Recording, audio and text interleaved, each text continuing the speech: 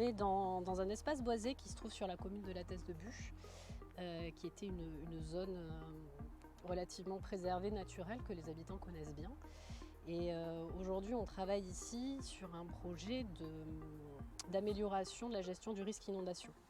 Donc, dans cette zone, ce qu'il faut savoir, c'est que vous avez 2 fossés qui sillonnent cette zone-là, qui se rejoignent ensuite et qui deviennent ce qu'on appelle la crasse de Menant. Donc, la crasse de Menant, c'est un axe hydraulique qui traverse ensuite la commune de la Teste et notamment les zones urbaines.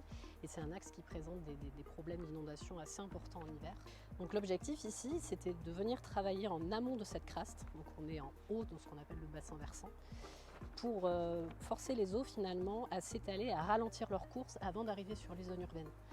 Donc les travaux consistent à intercepter ces crastes de chaque côté et de venir les faire serpenter, méandrer, donc c'est ce qu'on appelle des méandres, à l'intérieur de cet espace-là pour ralentir leur course. Au-delà de l'aspect purement hydraulique, parce qu'on va quand même réussir à générer près de 3000 m3 de volume de vide en fait, pour accueillir ces eaux.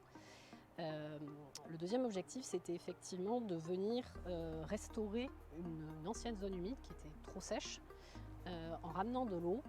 Et bien sûr, l'objectif, c'est de créer un nouvel habitat qui est beaucoup plus intéressant d'un point de vue écologique. Dans cette optique-là, en fait, l'idée, c'était de voir comment un site qui est une zone humide ancienne et dégradée à l'heure actuelle pourrait se voir restauré grâce aux travaux qui ont avant tout une vocation hydraulique. Et donc la réflexion elle a été portée sur quels habitats seraient mis en œuvre à l'issue des travaux, quelles espèces pourraient être accueillies sur site et quelles seraient les potentialités écologiques qui seraient renforcées. En fait, ce qu'on escompte, c'est qu'à l'issue des travaux, la lande à Moligny qui occupe actuellement une très faible superficie de la zone, elle puisse s'étendre en fait à l'échelle de l'intégralité des méandres.